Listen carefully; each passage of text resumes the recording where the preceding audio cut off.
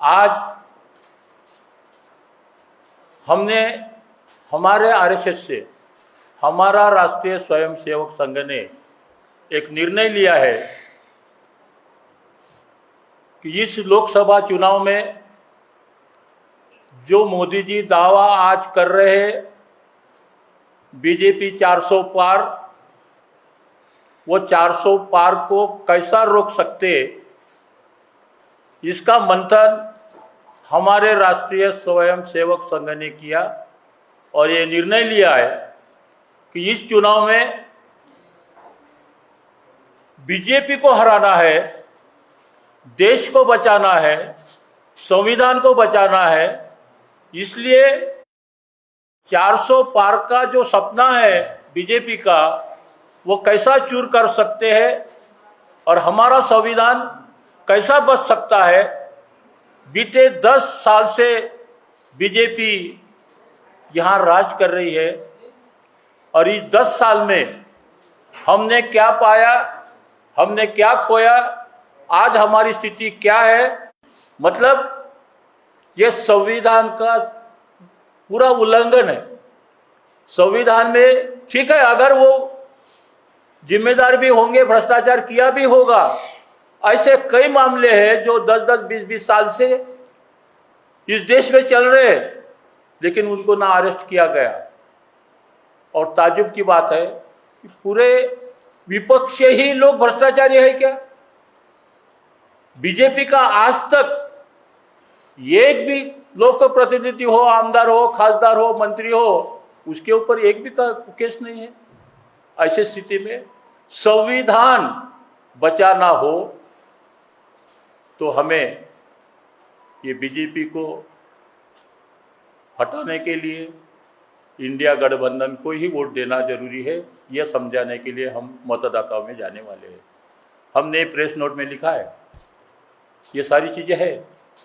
अब सबको एक एडवर्टाइज चलती है, सबको मालूम है भारत के 80 करोड़ जनता को फ्री का राशन 5 किलो दे रहे हैं।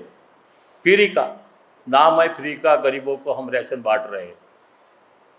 अब आप सबको मालूम होगा वो जो चावल मिलता है, वो जो गेहूं मिलता है, वो जानवरों को खाने के लिए है। पूरे शहर में आपने सुने भी होंगे घूमकर, वो राशन से जो चावल मिलता है खुलेआम 20-22 रुपए किलो से बेचा जा रहा है। और वो किसको बेचा जा रहा है? उन्होंने एक अनाज माफिया पैदा किया है। ये तो नाम है बाहर, गरीबों का 80 करोड़ गरीब जनता को हम चावल बांट रहे, फ्री में गेहूं बांट रहे, लेकिन वहां से वो गरीबों को फायदा नहीं मिल रहा। 90% जनता 20-22 किलो के भाव से बिकते हैं और वो अनाज माफिया खरीदते हैं। कौन खरीदते हैं? वो अनाज माफिया।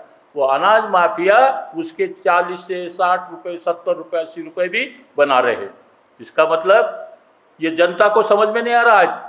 आज हम ये देख रहे, इस वक्त ये पोजीशन है अभी आज की कि हर कोई जो भी भारत का नागरिक है वो हकदार है इसका कि संविधान में जो हमारे अधिकार है वो हमें मिलना चाहिए।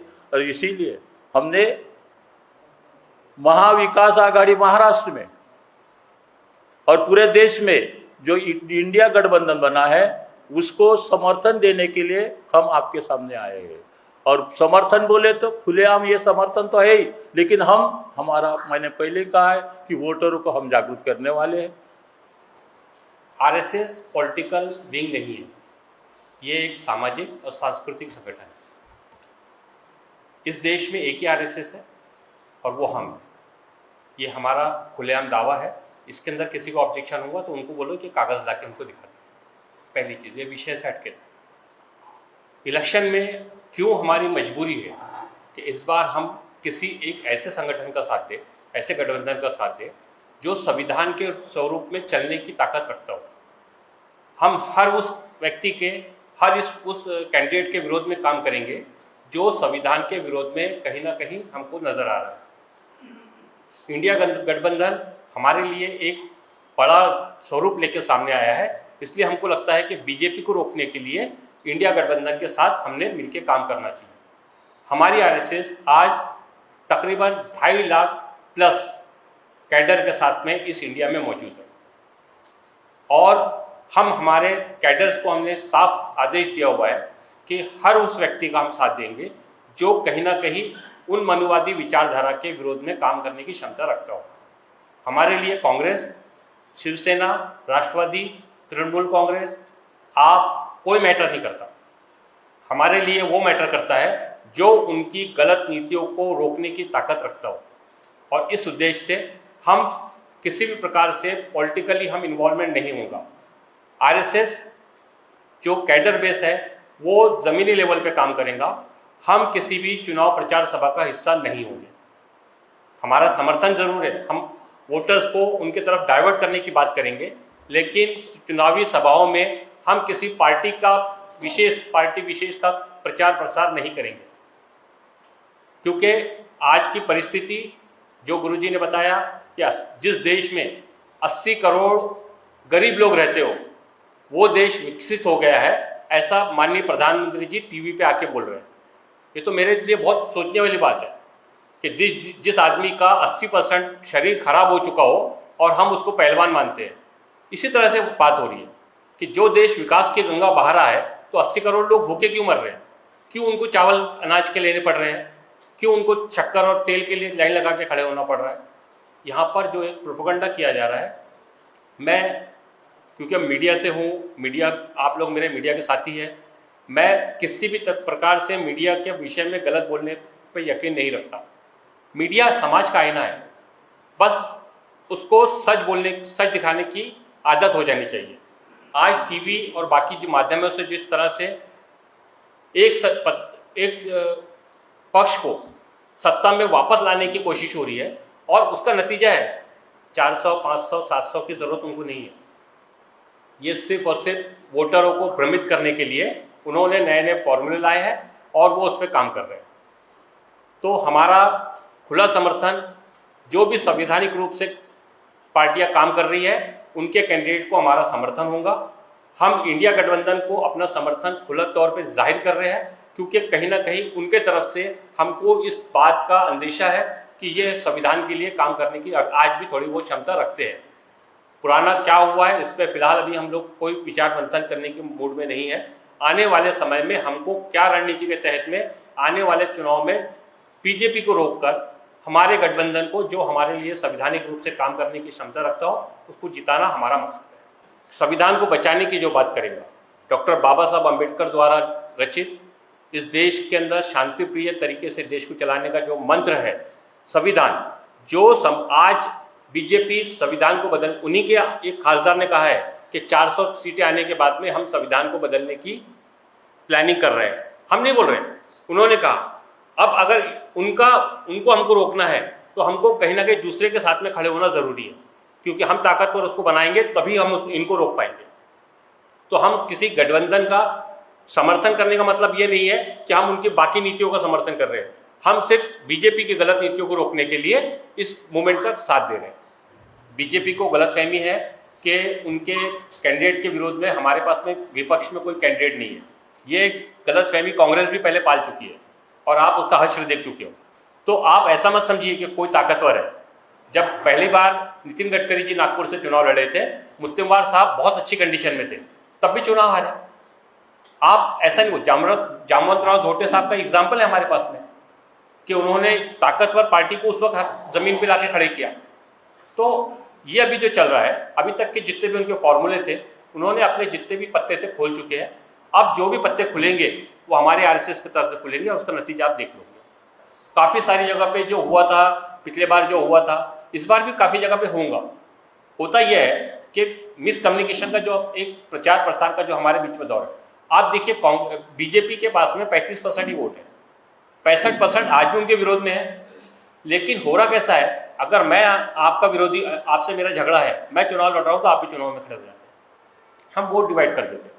हमारी कोशिश है कि इस तरह की कोई भी अगर हमारी नज़र में एक्टिविटीज़ आती है, आरएसएस की भूमिका यही होगी कि हम कैसे उनके कैंडिडेट को बाहर करने के लिए यहाँ से एक अच्छे कैंडिडेट को चुन के हम सदन में भेज सकें जो संविधान की रक्षा की बात करे, जो इस देश में शांति की बात करे, इस देश के अंदर पत्रकारों के जो आज अधिकारों पर जो हमला हो रहा है, आज जो आम नागरिक के अधिकारों पर हमला हो रहा है, अब ना मुख्यमंत्री सुरक्षित है और ना देश का विपक्ष का अध्यक्ष सुरक्षित है।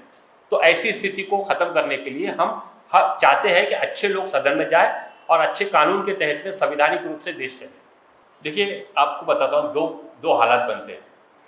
एक होता है, आप रोड पे जब चलते हो ना, तो दो रोड होते हैं, बीच में डिवाइडर होता है। तो जो आदमी को आदत पड़ी होती है ना उल्टा चलने की, तो वो हमेशा जो है ना उल्टे रोड से चलता है।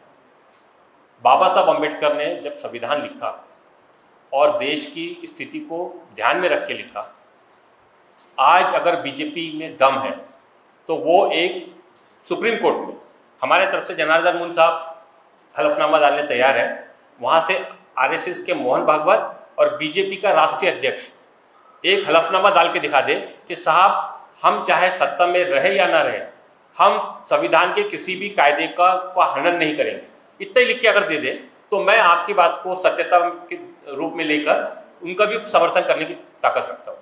लेकिन वो करके तो दिखाए। मैं आपको बताता हूँ, पूरे इंडिया के अंदर 8 करोड़ ये डिजिटल चैनल चल रहे हैं।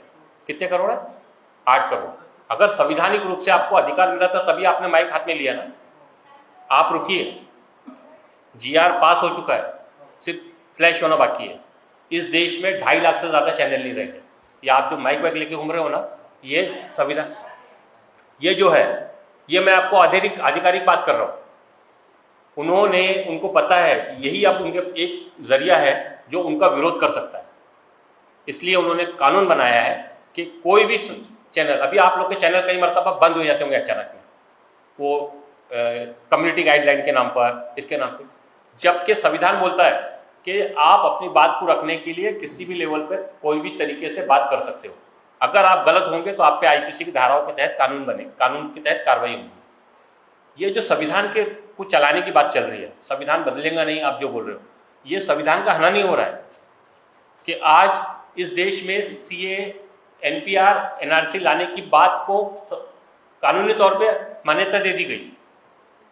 संविधान ने बोला है जो आदमी इस देश में 5 साल तक रहा है उसको भारतीय नागरिक माना जाएगा। मैं बोल रहा हूँ क्या? आर्टिकल 5 बोल रहा है।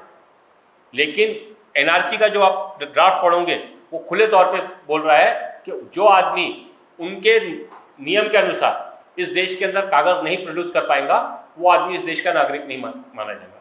संविधान को धीरे धीरे बदला जा रहा है, जो हमको समझ में देर से आएगा, लेकिन जब समझ में आएगा तो शायद बहुत सारी चीज़ें हाथ में नहीं होंगी। ऊपर का कवर संविधान के नाम का रहेगा, अंदर में कानून पूरे बदल दिए गए।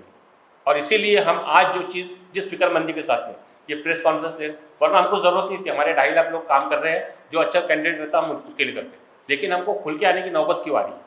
क्योंकि हमको पता है कि आज अगर हम इनको अपनी ताकत नहीं दिखाएंगे, आज मैं सबसे ज़्यादा खुश इस बात से हूँ कि आज प्रेस कॉन्फ्रेंस में आप तमाम मेरे साथी जब सामने बैठे हुए हैं। इसके पहले जब हमने प्रेस कॉन्फ्रेंस ली मुश्किल से ऐसे 5-7 लोग होते थे।